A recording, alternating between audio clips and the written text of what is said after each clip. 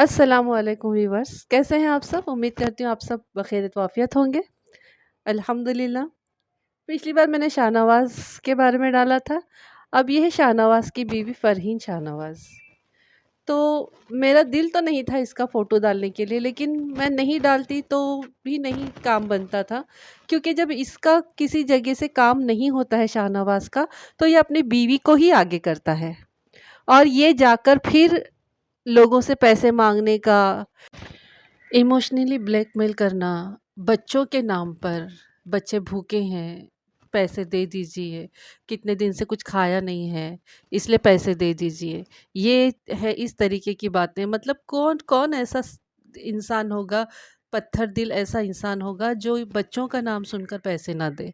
कितने पैसे तो इन लोगों ने ऐसे ही लूटे हैं लोगों से। और बहुत कुछ तो बिज़नेस के नाम पे लूटे हैं कि भाई हम बिज़नेस कर रहे हैं, आपको पार्टनर बनाते हैं, जो भी प्रॉफिट होगा आधा आधा। इस ज़माने में जो हालात चल रहे हैं उसमें लोग क्या करते हैं कि सोचते हैं कि भाई कोई ऐसा मौका मिल जाए, कोई ऐसा काम हाथ लग जाए कि आमदनी का ज़रिया बन जाए। लोग इसलिए इन लोगों की बातों में आ जाते हैं। तो प्लीज़ प्लीज़, जिन जो लोग अब तक के इनके झांसे में नहीं फंसे हैं, तो बिल्कुल इन मियाँ बीवी के झांसे में बिल्कुल नहीं आना है आप लोगों को। ये भले कितना ही गिड़गिड़ा कर आपसे पैसे मांगे, बिल्कुल नहीं देना है, क्योंकि यहाँ पर लाखों का करोड़ों का ही बोलूँगी तो भी शायद कम ही होगा, सबको चपत लगाकर जा चुके हैं ये लोग यहाँ से। और अब नई जगह मेरे ख्याल से धुलिया या कुछ उस तरफ के एतराफ़ में है ये लोग। तो आप लोग बिल्कुल होशियार रहे ऐसे लोगों से। और ये लोग मतलब बिल्कुल डरते भी नहीं हैं।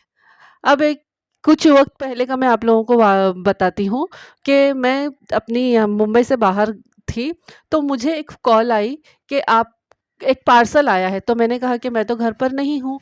तो कहा नहीं आपका नहीं है, फ़रहीन का पार्सल है। तो बोले फ़रहीन के पार्सल से मेरा क्या लेना? आप उसे कॉल करिए। तो उसने कहा कि नहीं उनकी कॉल नहीं लग रही है। तो मैंने कहा तो मैं क्या कर सकती हूँ? तो उसने कहा कि आप उनका एड्रेस बताइए। तो मैंने कहा मैं उनका एड्रेस नहीं जानती। मतलब उस वक़्त ना मैं इतना मतलब मुझे नहीं लगा था कि इतने सारे लोगों को चूना लगा चुका है ये। तो मैंने कहा मैं नहीं जानती हूँ। तो उसने कहा कि प्लीज़ आप एड्रेस कहीं से भी ढूँढ कर दे दीजिए। तो मैंने कहा कि आप सच-सच बताइए, आप वाक़ई पार्सल देने वाले हैं, कोरियर वाले हैं, या फिर आपका इन लोगों ने कुछ ले लिया है, पैसा वग़ैरह? तो उसने बोला कि मैं है ना वो जो वसूली वाले होते हैं ना, जिनको शोरूम वाले लगाते हैं, तो उसमें का था, नाम था उसका अली, कुर्ला में रहता है। चाहिए तो मैं उसका एड्रेस और फ़ोन नंबर भी आप लोगों को दे दूँगी, क्या ताकि आप लोग उससे बात करके आप लोग कन्फर्म कर लें। तो इन लोगों ने क्या किया पता है? जाकर एक गाड़ी खरीदी शोरूम से। खरीदने वाली ये फ़रहीन, और ज़ामिन पता है कौन? उसका हस्बैंड, चूना लगाने वाला चोर, गारंटियर जो था उसका हस्बैंड शाहनवाज़। सोचिए लोग किस तरीके से चूना लगाते हैं। और मैं तो ऐसे शोरूम वालों को भी बेवकूफ़ बोलूँगी कि बीवी खरीद रही है और शौहर गारंटी दे रहा है, तो तुम उसका कुछ देखो तो सही, क्या उसके पास प्रॉपर्टी है, क्या उसके पास बैलेंस है, क्या आपको देगा? खाली एक डाउन पेमेंट पे आप लोग गाड़ी दे देते हो और फिर बाद में चक्करें काटते रहते हो। तो यहाँ पर भी यही हुआ कि गाड़ी तो इन लोगों ने ले ली, लेकिन कुछ किस्तें भरी होंगी, 1-2 किस्तें, उसके बाद इंस्टॉलमेंट, और उसके बाद इन लोगों ने बंद कर दिया देना। अब वो शोरूम वाले ने लगा दिया पीछे इन लोगों के, और ये लोग सब छोड़-छाड़ के, घर-बार छोड़-छाड़ के, बच्चे वगैरह को लेके होटल में रहने लगे। बोले होटल में रहना ज़्यादा आसान है घर में रहने से, है ना? मतलब वहाँ खर्चा ही नहीं होता है। तो ये लोग होटल में रहने लगे जाकर। सोचिए इन लोगों के कितने ऐश, दूसरों के पैसों से कैसे ऐश करते हैं कि ये लोग होटल में जाके रहते हैं। तो बाहर का खाना क्या महंगा नहीं है? घर में तो कुछ भी इंसान बनाकर खा ले। हाँ, होटल का किराया, वहाँ का रोज़ का जो चार्ज बैठता होगा वो, दूसरों के पैसे से ऐश करना है। तो मैंने फिर उस लड़के से पूछा कि कितनी इंस्टॉलमेंट भरी? तो बोलते कुछ भरी है, और ये लोग मिल नहीं रहे हैं। आपा कुछ भी करिए, आपा आंटी कुछ भी करिए, आप जो भी हैं, और मुझे है ना इनका पता दे दीजिए, मैं बहुत परेशान हूँ। तो मैंने कहा देखिए भाई, मुझे तो नहीं पता है, क्योंकि उन लोग उस वक़्त तक भाग चुके थे ना, तो मुझे नहीं पता है कि इन लोगों का पता कहाँ है। तो उसने कहा कि ना हम लोग को है ना गाड़ी उठाने का ऑर्डर मिल रहा है, गाड़ी मिल नहीं रही है, कहाँ इन लोगों ने रखी है। तो मैंने इंक्वायरी लगाई तो पता चला कि इन लोगों ने एक गोदाम है उसमें गाड़ी छुपा कर रख दी थी और ये लोग रफू चक्कर हो गए थे और बाद में उस गाड़ी को इन लोगों ने बेच दी। कितनी इन लोगों की हिम्मत है बोलिए। अब जिसने लिया होगा उसके उसको भी तो चूना लग ही गया ना। तो आप लोग सोचिए कि कैसे लोग हैं, इसीलिए अगर ये आपके आस-पास होंगे मैं इन लोगों के और भी किस्से कहानी आप लोगों को सुनाती रहूँगी। अभी तो आप लोग इतना समझ लीजिए कि आप लोगों को होशियार रहना है इन चालाक चालबाज़ लोगों से। दोनों मियाँ-बीवी बहुत ही हद दर्जे के चालाक हैं। इतनी आजिज़ी से माँगते हैं कि नहीं देने वाला भी दे दे। तो आप उनकी आजिज़ी से, इंकिसारी से दूर रहिए। बिल्कुल अपने पैसे देकर फँसिए नहीं। पैसे एक बार चले गए तो फिर आपके नहीं आएँगे। मैं एक-एक लोगों के अगर गिन-गिन के अमाउंट बताऊँ ना तो लाखों में है और एक की तो डेढ़ पौने 2 करोड़ है।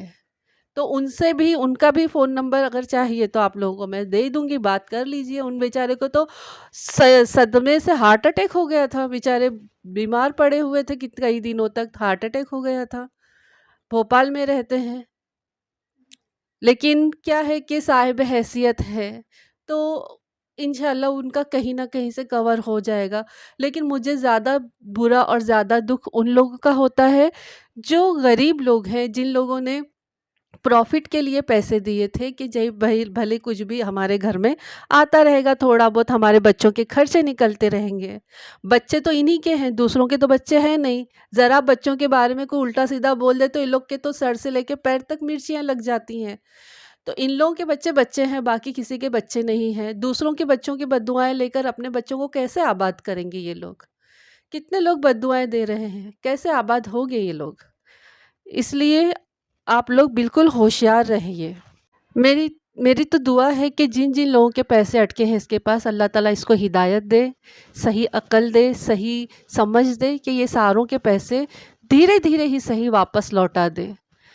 और जो लोगों ने अभी तक नहीं दिए हैं वो लोग होशियार रहिए, बिल्कुल इन दोनों के चेहरों को पहचान लीजिए आप लोग। तो आपसे बस गुज़ारिश यही है कि इस वीडियो को पूरा सुनिए, पूरा देखिए और मुझे लाइक करिए, सब्सक्राइब करिए और कमेंट्स भी लिखिए। और जिन लोगों के ये आस-पास है तो बिल्कुल इनके रोने-धोने पर, इनकी चिकनी-चुपड़ी बातों पर बिल्कुल नहीं आइए। अपने माल का खुद ख़्याल रखिए, अपना माल जब तक कि अपने पास है वो अपना है। अगर किसी के हाथ में चला गया तो कोई गारंटी नहीं इस ज़माने में कि वो वापस लौट कर आए। तो इसके नेक्स्ट एपिसोड को मैं बहुत बहुत जल्दी अपलोड करूँगी एक नई इन लोगों की कहानी के साथ में। तब तक के लिए अपना ख़्याल रखिए, मुझे दुआओं में याद रखिए और मिलते हैं अगली एपिसोड में। तब तक के लिए अस्सलामु अलैकुम, अल्लाह हाफ़िज़।